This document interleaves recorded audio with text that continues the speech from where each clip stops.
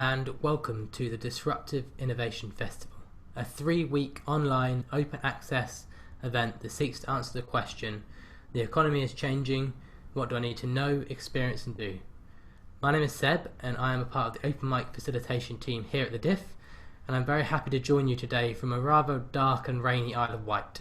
I'm also very happy to be joined by James Grayson, head of blindspots think tank and working on a number of economic, environmental, sustainability and security projects.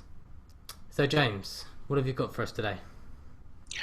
Oh, hello Seb, thank you very much. Thanks for everyone joining us. Really looking forward to this session. What we're looking at today is the circular economics to drive the circular economy. What is it that we can add to what's already been done with circular economy so to make sure that it really will happen.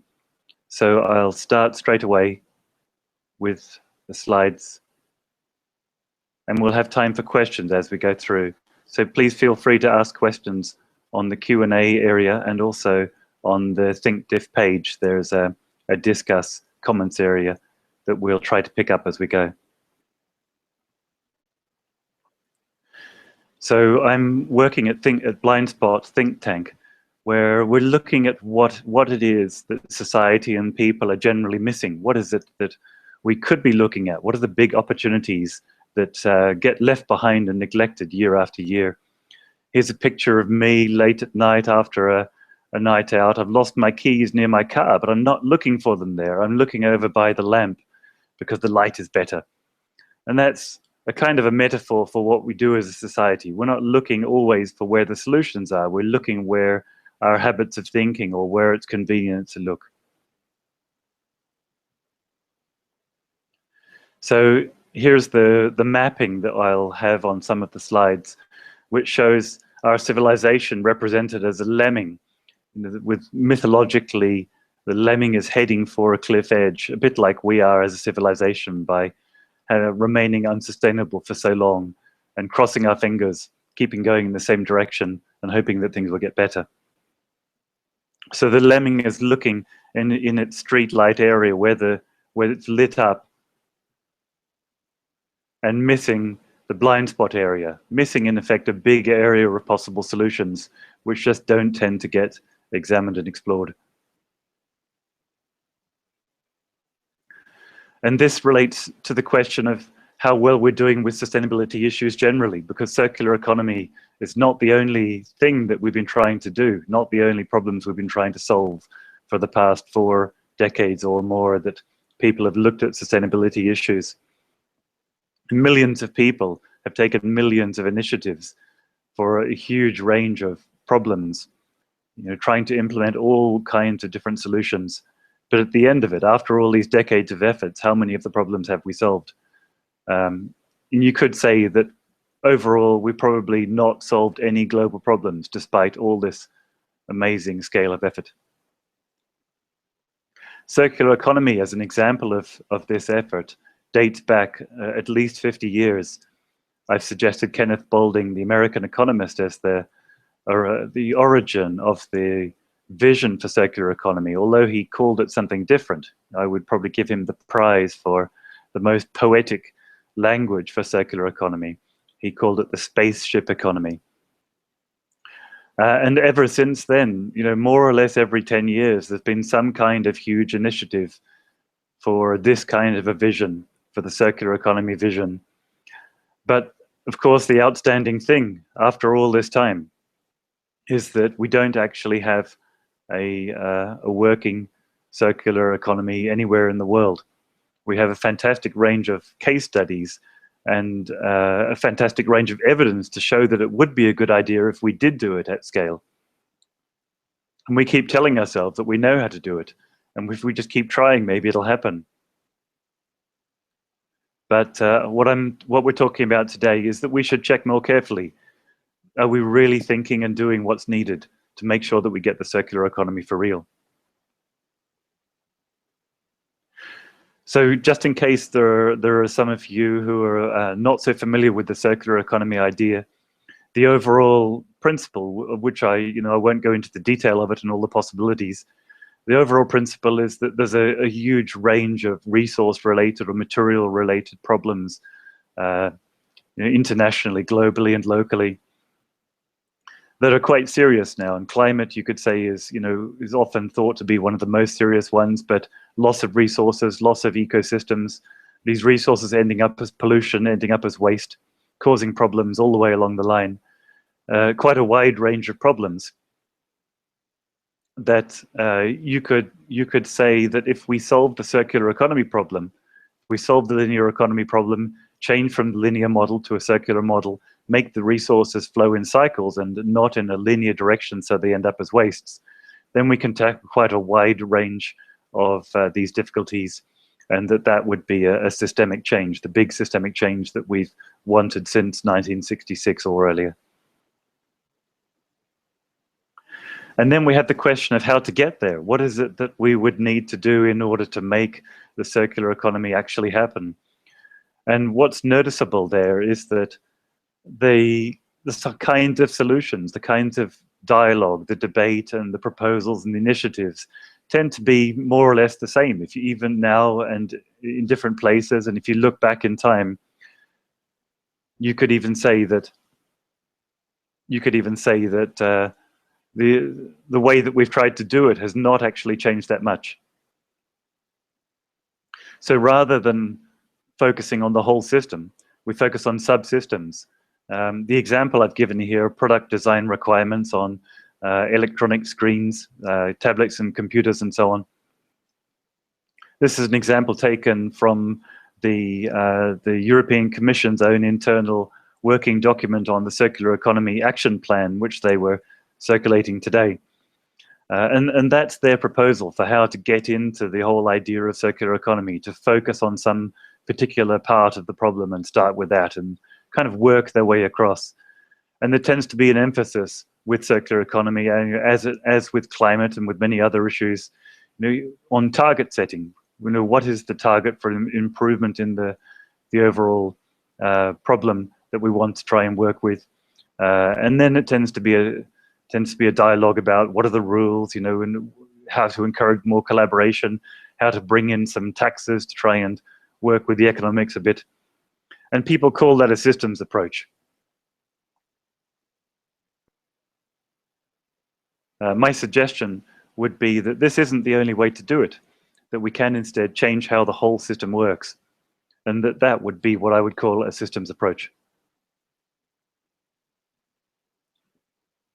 The way that we'll try to get into that is to rethink waste, to take another look at what waste is and just check that we're really looking at it in a way which is most compatible with circular economy. The traditional lemming view of waste is that it's something that you want to dispose of. It's a product that you no longer want. It's emissions that come out of your central heating boiler. It's all the things that you don't want. You just want to get rid of them, or someone else is to take on the problem. And carbon dioxide and climate is typically not included in there. That's not a waste issue. That's another problem that's dealt with by another department or another group of people. My suggestion for a view of waste which is more compatible with circular economy, if we want to achieve circular economy, then we won't be talking about waste in terms of disposal. We'll be talking about ecological waste, which is the resources that have been used already. Perhaps they were products. And then instead of ending up as a new resource, they're accumulating in land, water, or air ecosystems. And that means that you can deal with climate issues, marine pollution issues, landfill issues, all with the same concept. You don't need different people and different types of expertise. You can all talk the same language.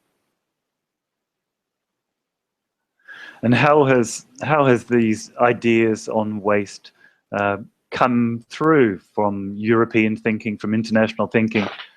The European Waste Framework Directive, which has been around for quite a long time, it's a very nice idea of the waste hierarchy, which is pictured here, where whatever product it is, whatever material flow you're looking at, you should seek to make sure it doesn't end up as waste. And so If possible, you prevent it. If you can't prevent it, you reuse it. If you can't reuse it, you recycle it. And only as a last resort, then you would consider disposal to an ecosystem. Of course, what's happened instead of that is that the waste hierarchy for all the years since it was first proposed has actually been almost always used in reverse or upside down. So the big money and all the attention ends up being applied into disposal. So as a little example, in our area, we have a new waste contract that is going to stretch over some decades. The cost, I believe, £1 billion or more. And the money is going predominantly into incineration, so into disposal. And by contrast, the sort of reuse and recycling projects in the area, they're quite happy if they can scrape together £1,000 or £10,000 and to have their funding guaranteed for a year or two.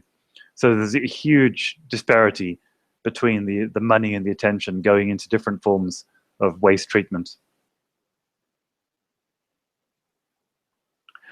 So what is it that we're doing wrong with waste?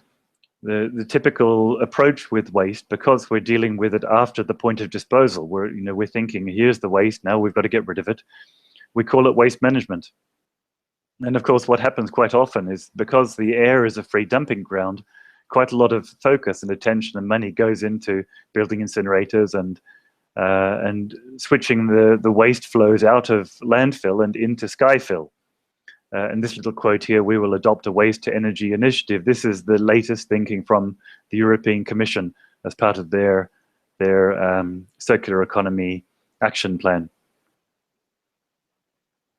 The alternative, if we're not to deal with waste after the point of disposal, is to think, what can we do with it before? What are all the huge range of possibilities for dealing with waste and stopping waste and preventing waste and arranging for the reuse and recycling, remanufacture and sharing and everything else? All those possibilities involve decisions before the point of disposal. And so all of those kinds of possibilities, making changes in our society, in our thinking, in our finances, they're called pre-cycling. So the pre-cycling is what we do now to stop something ending up as waste later on. As an example, if you're only interested in recycling, the pre-cycling would be to make sure that the products are designed to be recycled, to make sure that the funding is there for the collections, to set up the infrastructure, in households and elsewhere, to make sure that when these materials reach the point when someone no longer wants them, that all the kind of systemic infrastructure, all the setup, the systems are there in place to make sure that it doesn't end up going to disposal. So here's our first action lever. This is the first of the 3 items that we're looking at today.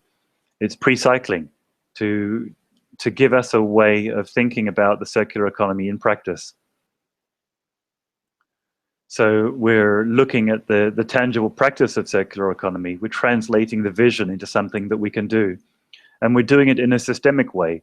We're thinking, what are the range of possibilities to make sure that when materials get to the point of being thrown away, that they're not going to end up as waste. And that includes, of course, making sure that they're not even going to reach the point of being thrown away. Maybe they can be prevented by a service system or replacing, meeting the need in some different way. So if there are questions now on pre-cycling or on anything that we've discussed so far, we can go ahead and take those. I'll switch back to the video.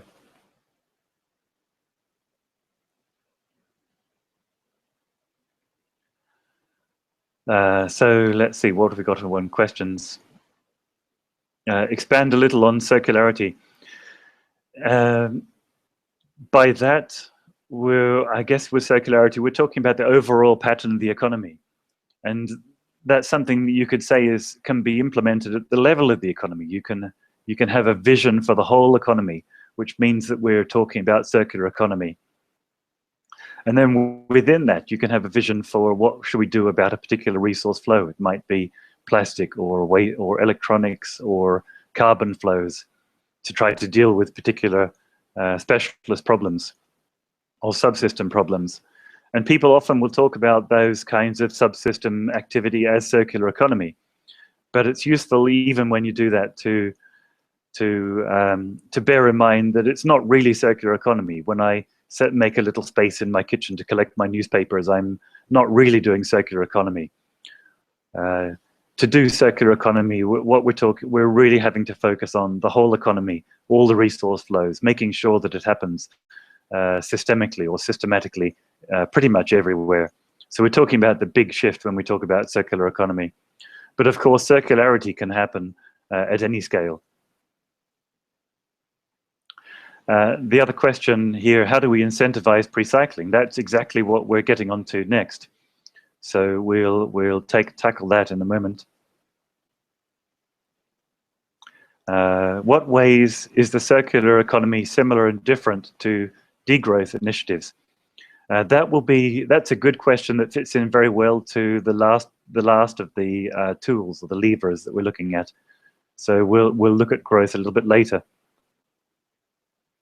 Another question, pre-cycling. Will it work across sectors of the economy such as services? So pre-cycling, yes, you can look at include that as services. Of course, what you're doing when you think about pre-cycling, you're thinking about physical resource flows. So you're thinking about, for example, carbon flows. How can we stop fuels ending up as waste and waste emissions and adding to climate change problems? And then when you do that, you start to think that it doesn't involve just action, not only actions to do with the resource flows, not only to do with the fuel itself, for example, replacing fossil fuels with renewables, but also there are some services involved. And the big area there is energy efficiency. How can we change the efficiency of somebody's house, for example, so it no longer needs a heating system, or so that the heating required is dramatically reduced, to make it possible that all of the fossil fuels that were previously used in that house and previously ending up as waste are no longer ending up as waste. So that would be a way of bringing in the services question. Looking at services overall is probably quite easy, because the service sector in itself, where you're not considering the material flows, the services and people's time, people's thought, people's effort, doesn't have a necessary waste component. It's possible to run a lot of services for people to be doing things without any necessary requirement for waste ending up in ecosystems. The question here: what's the difference between pre-cycling and recycling? So for the example of recycling, the pre-cycling would be what it is that we do before something is going to be thrown away, to make sure that it can be recycled.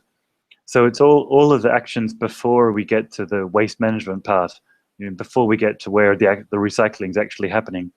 So it would be product design, to make sure that the item can actually be recycled, and it's not designed in a silly way so that makes it impossible. So that the pre-cycling could be to arrange the finances, to make sure that there's money from somewhere, so that the materials can be collected up, to make sure that there's a market in place for the materials after they are collected, and to make sure that all the infrastructure is there. The box where I put the newspapers in my kitchen, and some kind of collection system. In our local area, we have an electric van that comes by, electric truck that makes all the collections.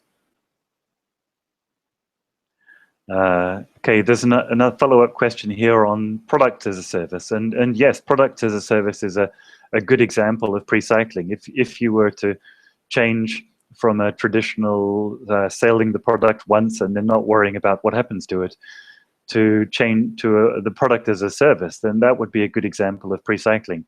It's a system change that will make sure that the product will come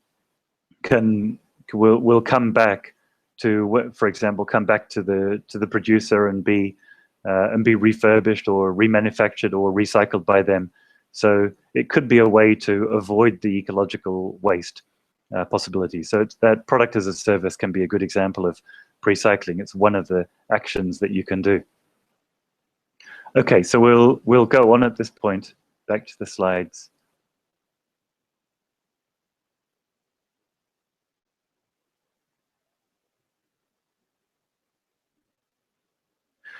And here's an example of the opposite of a pre-cycled product. This one is pre-wasted. This is a shoe which I bought last year or earlier this year, and it was actually a replacement for a previous shoe. They had to give me one under warranty because the same thing happened. It just fell apart. So the materials were designed in a way that they wouldn't last long. They couldn't be repaired, and they can't be recycled afterwards. So this is a pre-wasted product. And it's a nice example of the kind of choice of products that can be either pre-wasted or pre-cycled. And this is something to look out for when we're designing change, when we're designing policy, when we're looking to create a systemic change. We're not looking for incremental improvements. We're looking for something which is binary. The resources in products can either end up as new resources or they can end up as ecological waste. So there's the simple binary choice. The incentives to determine that are either in place or not. And ultimately, we're either running a circular economy or to the kind of economy that we have today, which you could call linear or a junk economy, where sooner or later, all the resources that we have, if we keep going, will just end up as junk in ecosystems. And so how do we incentivize that? This was one of the earlier questions. How do we make sure that the pre-cycling really happens at scale? So the kind of traditional, conventional lemming answer is to have a series of circular economy or climate or sustainability initiatives, and to just develop more products to try and improve the situation, to get a gradual improvement and gradual reduction in the problems. Of course, what tends to happen with this over time is the opposite, that the problems actually grow. My suggestion for how to get everyone to pre-cycle everything is to use the power of the economy rather than only using the power of our movements and initiatives, to use the power of the economy rather than having the economics and the markets and the economy working against us, to get them working with us. And to do that so thoroughly that it ends up making a cultural change, that waste becomes something which people would look at as being quite unusual and stupid, and why is that happening, and how can we stop it? So how do we actually implement that? What are the design choices involved? People talk about designing a circular product or designing a circular business model, but of course we can equally design the economics of the circular economy. So rather than having the conventional focus of looking at just the resource flows, we can take a step up. Rather than having just the percentage change targets, which are thought to be the way that we always create change, the way that the Kyoto Protocol has aimed for percentage improvements in waste emissions, for example. And we've seen how well that has worked over the decades. And quite often when people talk about trying to do more with it, they're talking about restraining capitalism. But what else could we do? We can design the economics rather than making circular economy a responsibility of governments to say, look, here's what governments have to do for their planning and their targets. We can actually implement it in the economy, and producers have a particularly powerful responsibility and opportunity to lead that change, as they're the ones who can influence so many of the kind of upstream decisions that are happening throughout the whole economy that affect whether something becomes an ecosystem waste or not. And rather than seeing capitalism as something which is inherently dangerous and destructive, we can actually just identify what's the systemic error there, which is causing these problems, and we can fix the error.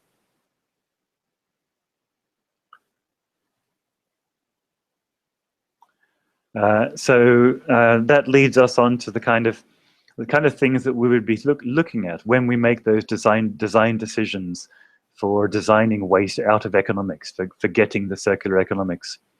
We have a particular interest in financial decisions, financial incentives for guiding the decisions that happen throughout the economy, whether you're talking about producers or shoppers or local government or policymakers. the finances are quite important for shaping those decisions. And the externalities, of course, what is it that gives the kind of unfair advantage to the linear economy and the linear decisions? And handling externalities has, of course, a long tradition of attempts to try and deal with it. But unfortunately, pretty much all of those have been self-limiting. So they have been pursued in a way such as prescriptive regulation or with taxes that tend to be more difficult to implement the more that you try to do them. So if you're more prescriptive, you get more, for example, you get more opposition from industry saying, why is government trying to tell us how to run our business? And what I propose instead is to take another look at the concept of producer responsibility and to take another look at the concept of insurance, which is particularly good for handling risk issues, which relate quite well to the risk of things ending up as waste. So here's our next tool. Here's the price lever of circular economics.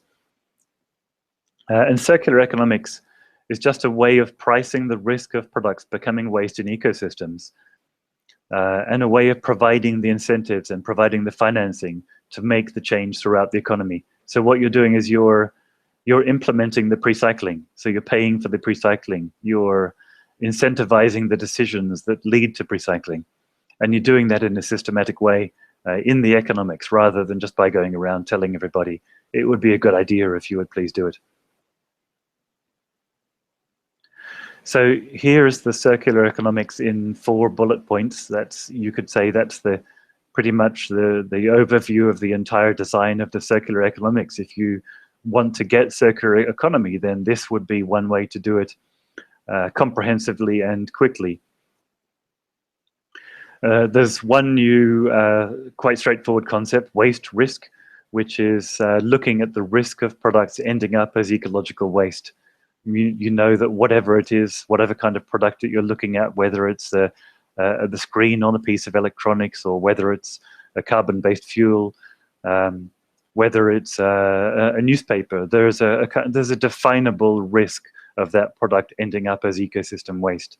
And that can be worked out using existing information or by just looking more carefully at the possibilities for the design and the infrastructure and what's been set up for that product.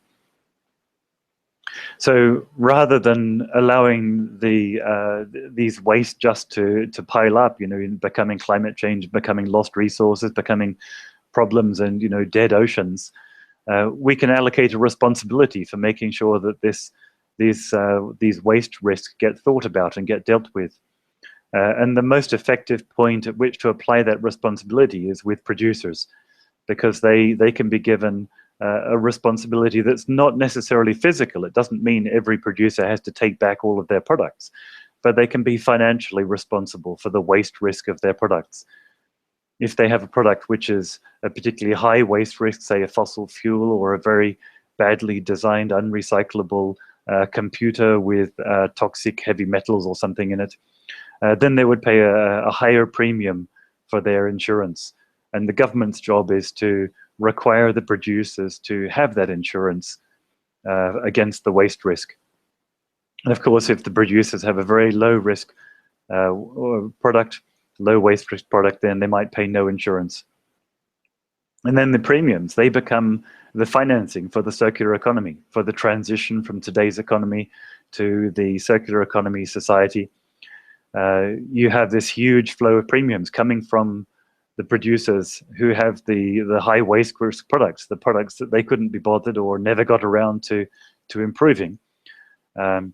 All that money can go back into the society again, throughout the society, and not just fed back into the worst producers, but fed back into all of the actions by all of the people who could make things happen in a circular flow. Okay, let's have a look at some questions again. Thank you for all the fantastic questions. Let's see, here we are. Can I ask a quick question, James? Yes, please. It sort of jogged my thoughts based on one of the questions that came in actually about Hunter Lovins. I wondered how some of the stuff you're talking about in relation to pricing relates to the sort of authors of natural capitalism and that sort of way of thinking. So if you mean natural capitalism in the sense As of, in the work of Amory and Hunter Lovins and Paul Hawken. yes, yes. Well, I guess natural capitalism is another way of looking at the circular economy vision. We want to preserve the various kinds of capitals that we have in the economy rather than to lose them. In particular, we want to look at what's often called natural capital, the ecosystem, productivity, and resources, and preserve them, even restore and build them, rather than systematically losing them as wastes. So, so there's no particular difficulty or obstacle with natural capitalism here. Let's see the question on. Oh, I see. There was an argument for incremental change rather than a sudden switch. I guess that what Hunter Lovins might have been talking about was a sort of logistical or a resource flow change. So if you were, for example, to ban all the products which end up as waste, or if you were to say we have to just recycle everything instantly, then that would of course cause some difficulties. It would be difficult, for example, even just to feed the population, because our food system is currently based so much on linear flows of fertilizers and diesel. But what I'm talking about is slightly gets around that by saying that what we would want to do if we could is to switch suddenly and non-incrementally to a circular economics, and that would mean that the resource flows wouldn't overnight change, but they would overnight be given the incentive to change, and the financing flows would be available overnight to make that change. So rather than the kind of situation, for example, with organic agriculture of saying that we want to have a sustainable food system, and saying that year after year and decade after decade, you would actually have the situation where the profit incentives and the growth incentives and the money flows and the investor interest would all be there to make sure that actually these things could happen, and that it could happen much more quickly than people might expect these days. Another question I'm spotting here, I don't know if we'll necessarily have time for all of the questions. We can certainly come back to more of them at the end if there's time. How to decide what to spend the premiums on? That's a very good question. I guess what you're looking at there is the systemic change. You want to invest the premiums in setting things up so that all of the kind of infrastructure, all of the kind of knowledge that we need, all of the all the repair cafes, all of the work that needs to be put into making the change can be paid for. And it may not be that the premiums need to support all of the work of all of the possible circular projects that need to happen. I mean, a repair cafe, for example, is quite often run by volunteers and can attract funding from different sources, perhaps even the people who are bringing broken computers in. But it may just be that they need some startup funding, or they need a subsidy. And so potentially you can apply a relatively small amount of pre-cycling premiums from a pre-cycling fund to set up, with quite a high degree of financial efficiency, to set up a large network of repair cafes across the whole of the country or internationally. And so you can look at investing the money according to, let's see, I can probably, for those interested, I can send a slide later which has more detail on the kind of criteria for investing premiums and the science behind it. But basically, it's just a way of creating a fund that we can match up to all of the large amount of work that's needed to make the circular change. Okay, any other questions here? The potential for rapid change, and how would the transition be managed? Okay, so this is a question relating to how do you fit the pre-cycling premiums together with other types of existing economic instruments like incineration taxes or recycling taxes. What I'll do is continue on with the slides now, because that fits quite nicely with, I think, the next slide. The next two slides. Okay, so we have a little case study. This is a couple of kettles. Again, it's a kettle on the right-hand side that we're using currently, a kettle on the left-hand side, which you could say has a very high waste risk because it broke quickly. We had two of those again under warranty, and it couldn't be repaired, and it's difficult to recycle. So that would have a high waste risk. They would pay a higher premium than the kettle on the right, which would increase their business costs and make them less competitive on the market compared to the kettle on the right, which has the lower waste risk and the lower costs. We have a picture for the whole of the kind of pre-cycling premiums or the waste risk insurance system. It's government's job not to tell the producers how to make their products circular. It's government's job just to regulate, just to set up the economics, to make sure that there is an obligation for the financial responsibility for waste risk, which is implemented via insurance premiums. The producer's job is to look at the question. Do we want to try and make our products circular? Do we want circular business models? Do we want circular products, or should we not bother and just pay the premiums? The insurer's job is to collect the premiums, distribute them efficiently and fairly to get the fastest and most sustainable switch from today's economics and today's linear patterns to the circular patterns of the future.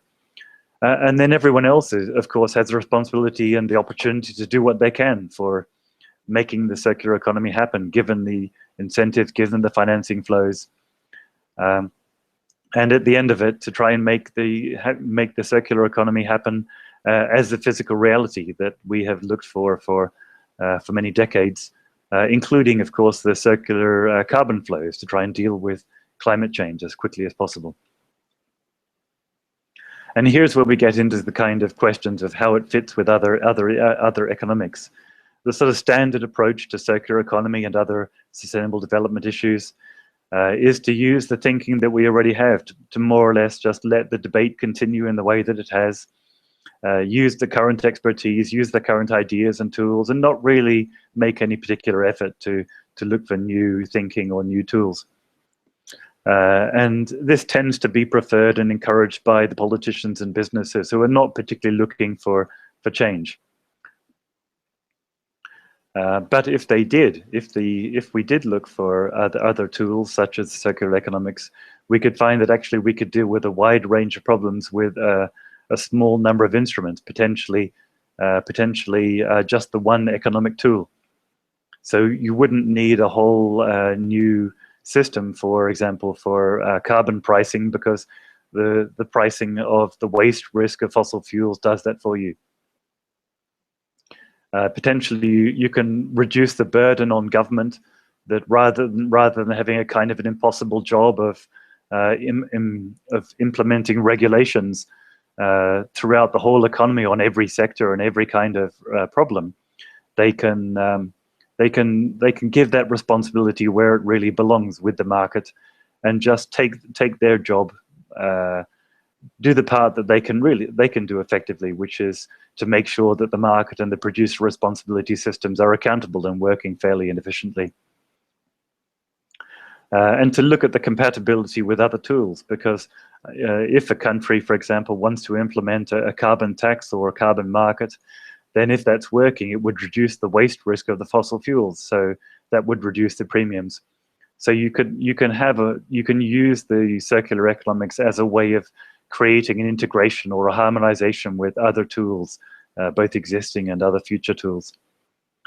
Benefits also for business, rather than having to deal with regulation that tells them, for example, that they've got to pay for the shredding and recycling of the electronic equipment that they're producing. They could instead choose to have a reuse and refurbishment and product as a service system, and to put their investment into that. Or equally, if you have some businesses who are have a kind of optimism about that people will still love their product even if it's kind of junky and unrecyclable, then they can take their chances on the market and pay a higher premium and be less competitive.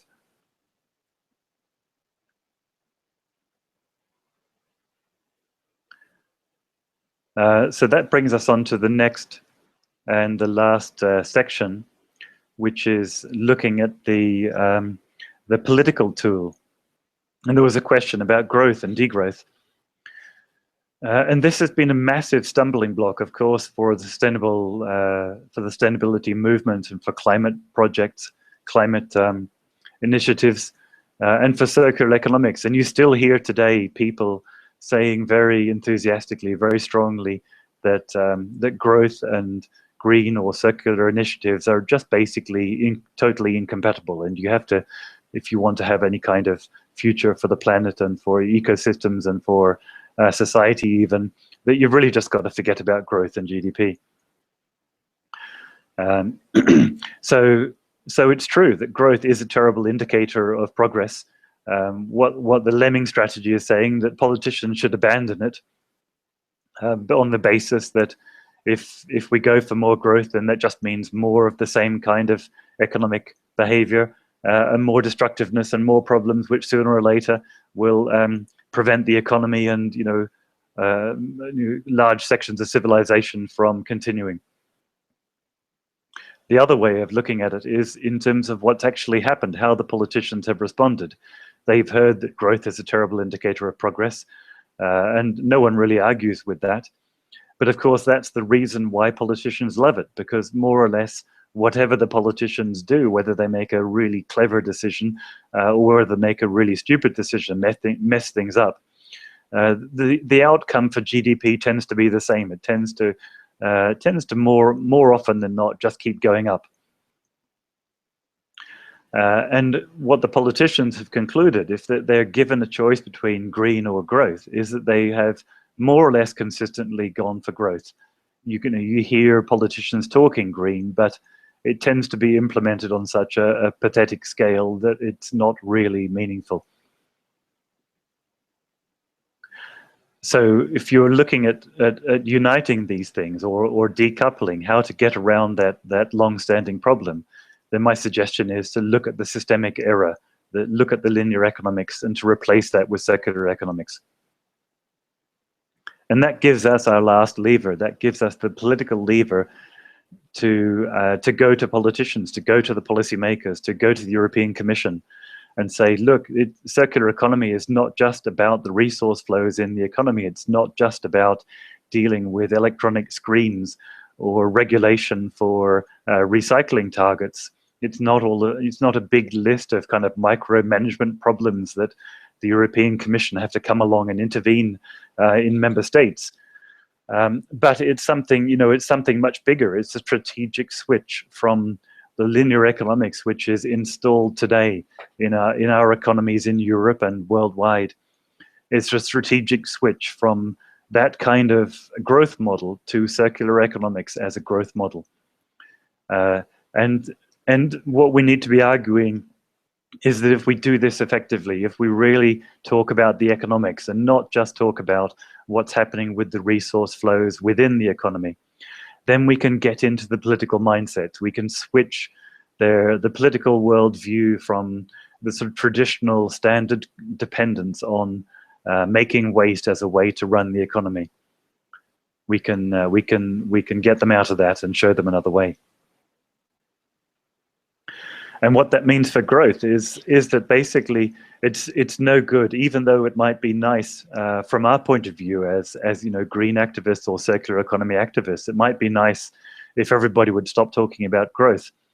Then it can't really happen in a hurry. So long as we have problems which are serious and global, that are not being solved really.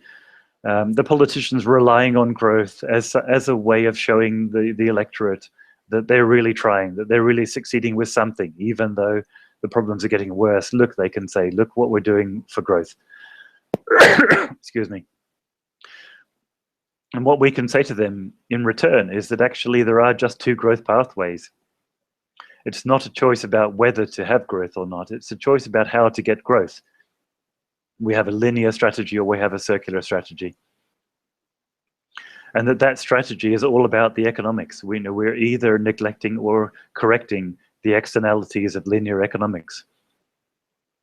And what we've tried to do in the past to have partial improvements in some of the externalities, for example, by implementing a carbon tax for some emissions in some geographical areas. What of course happens is that that's self-limiting, because it's perceived as a market distortion, and then the people who are benefiting from the distortion, the fossil fuel producers, they go and lobby the politicians and do what they do, and their voices, of course, are very strong. So we need to be responding with an equally strong voice to say that that's not the only way to do it. We don't need to just deal with the externalities in bits and pieces.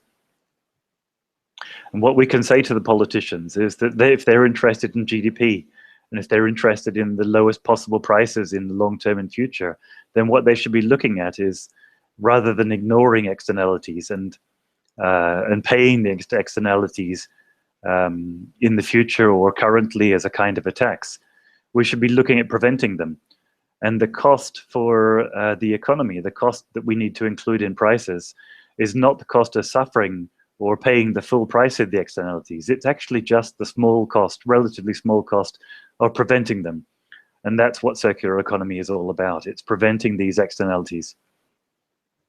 And we can say that this has a range of benefits for GDP, for the politicians who are particularly interested in this, that we can set up the economics so that the increase in value that adds to the GDP is greater from the circular activity, and that more than compensates for the loss of the linear activity. For example, the loss of a smaller revenue from fossil fuels, smaller sales of fossil fuels.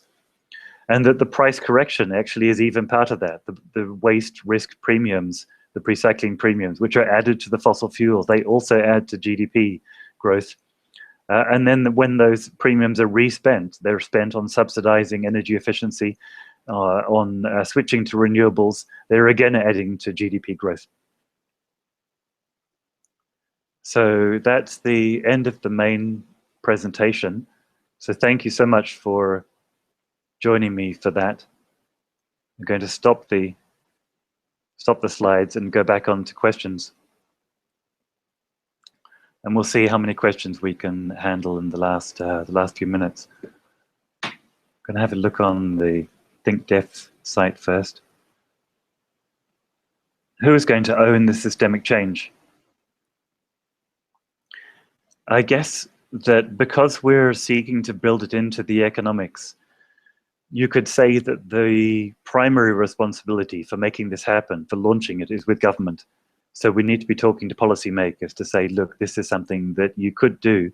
You could put a smaller amount of regulation in than you currently work with, a smaller regulatory burden, and you could have a much bigger effect. But if we are looking at particular organizations, you mentioned the United Nations and World Business Council for Sustainable Development, examples of international organizations, and that's quite useful to not just focus, for example, on Europe, but to be focusing globally as well. Any of these organizations could take this up as something that they want to pursue.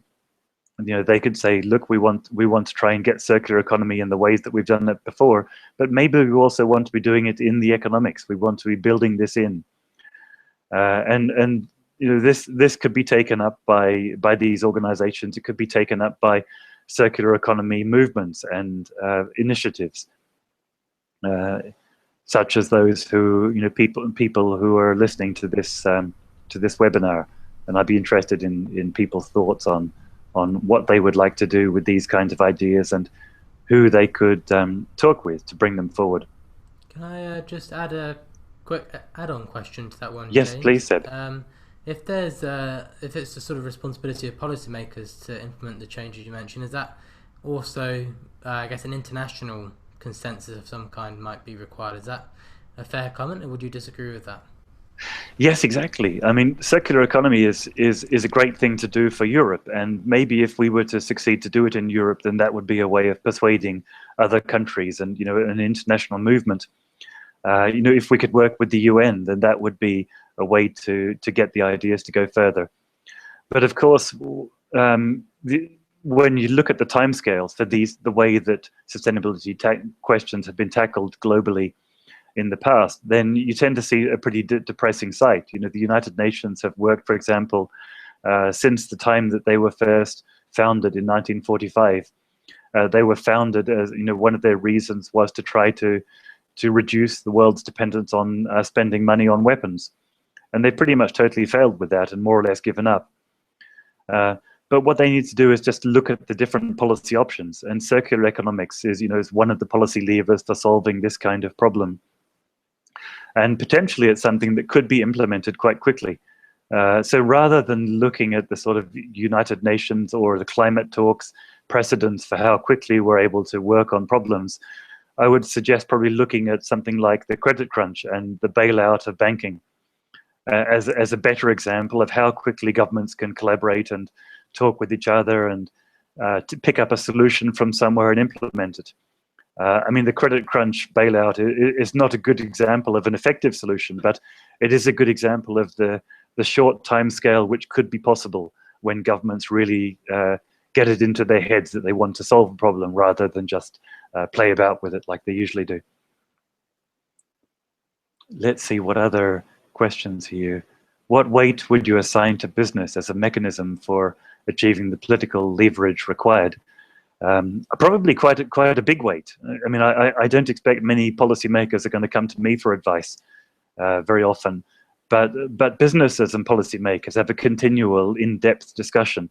And when business goes to policymakers and says, look, you've really got to take this issue seriously, and we're going to suggest to you a way to do it that is, you know, it's non-prescriptive and economically effective, and it's good for GDP, you know, and please would you look at this, then I think there's every likelihood that the policymakers will take it more seriously than if it's just a group of activists or a small number of little organizations, you know, the kind that I work with, like Blindspot.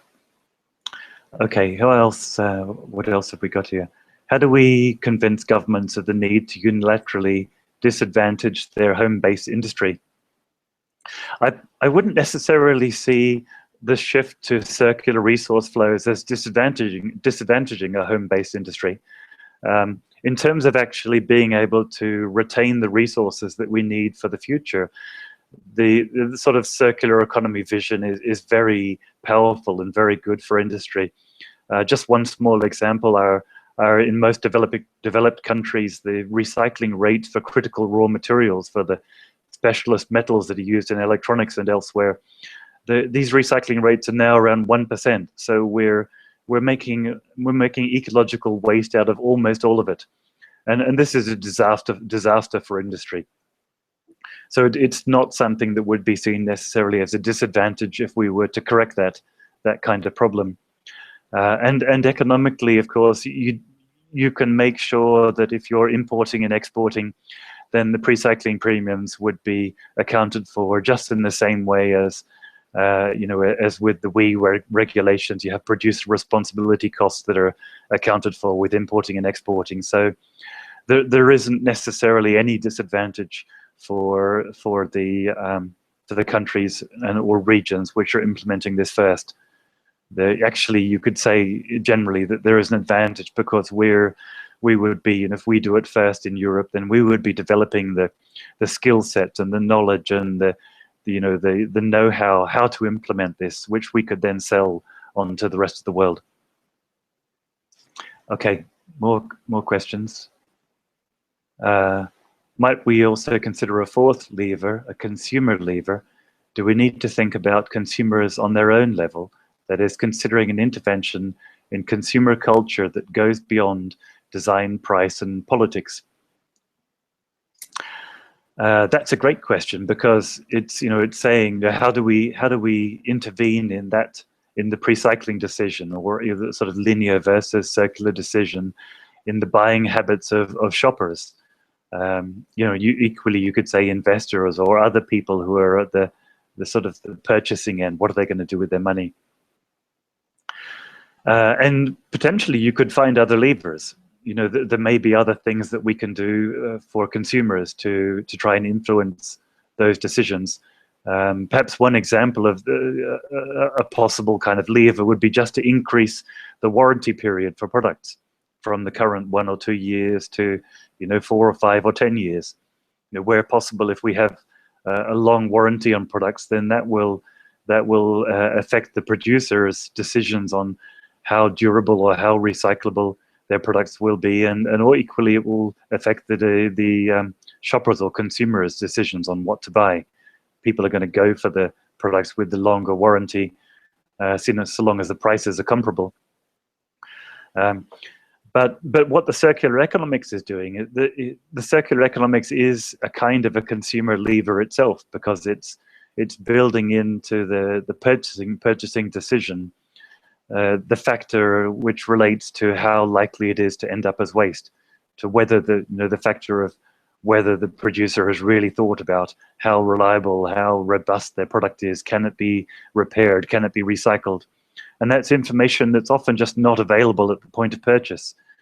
So the circular economics would be a way of getting that kind of information signals into the price, even if the shopper or the consumer is never bothering to read the label or look up on the website what's the best thing to buy.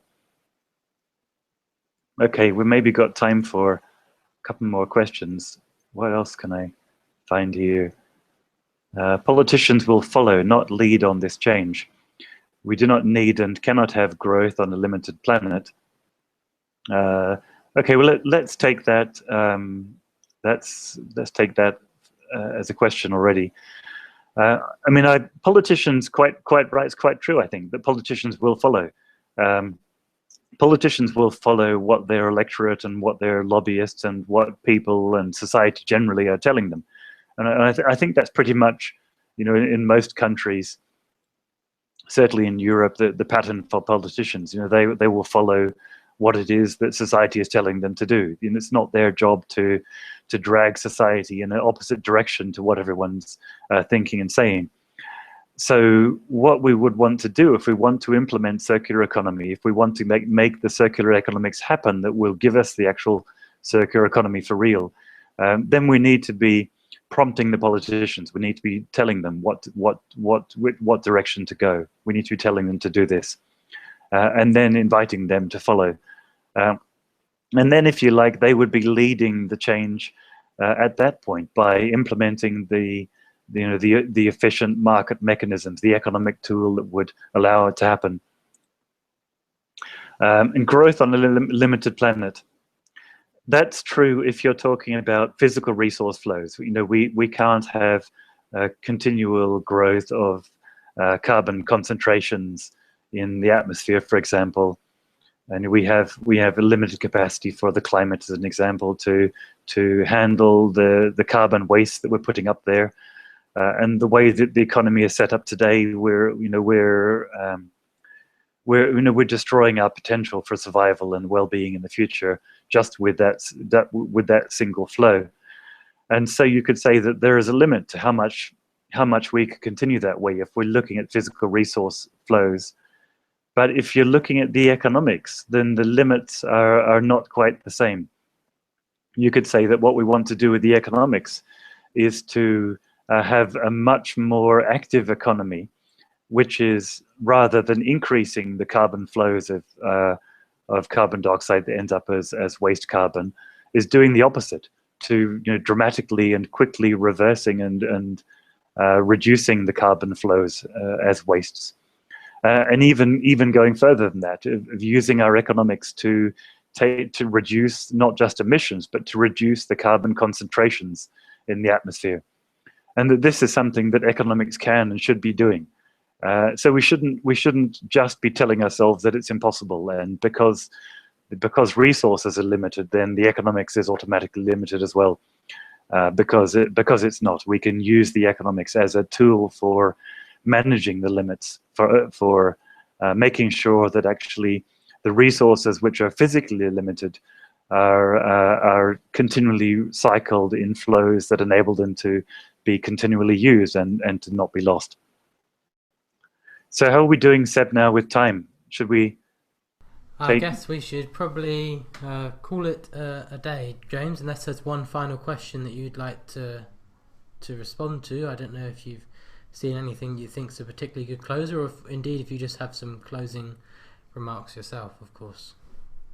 So I would just want to thank everybody for joining me, and please feel free to send more questions on the ThinkDif page, and I'll go on later and answer them there. Also, feel free to stay in touch on Twitter at blindspotting, and also at climate rescue with an underscore between climate and rescue. So I look forward to the future conversations. Thank you so much for everyone for joining, and thanks to Seb and ThinkDif for hosting this. Great job. Thank you so much to you, James, for that interesting session. Thank you. Loads of questions came in there, so thank you so much to the audience for being so active and for asking questions. It was a really interesting session. I do want to highlight the fact that we are pretty much at the end of week 1. We've got one more event left on the schedule, which kicks off at 6:30. The Vancouver Economic Commission have got a panel discussion titled Vancouver, Smart Logistics for Resilient Economy. That's the third time I've mentioned that session today, and I still haven't managed to say it right. And then next week, we've got 2 more weeks left of the diff after this. We've got over 150, I think around 175 sessions during those 2 weeks. So lots and lots to catch up on. I want to highlight 2 in particular on Tuesday, starting at 2 o'clock with a panel conversation, Disrupting Money, What's in it for me? We've got Brett Scott, who's the author of the Heretic's Guide to Global Finance blog. We've got Ben Dyson from Positive Money, an organisation that hopes to shift the monetary system to benefit society. And Leander Binwald from the Complementary Currencies Action Project in Europe. And then right after that, at 3 o'clock, we have our next headline act, which is Alison Vincent from Cisco. She's a Chief Technology Officer of Cisco UK, and she's going to be talking about the Internet of Everything, connecting the unconnected. So that's a bit of a change of pace, but sounds like a fantastic session. Thank you so much to James, and thank you to the audience again. We'll see you again on the diff, hopefully very soon. Thank you, Seb. Thank you, everybody. Goodbye.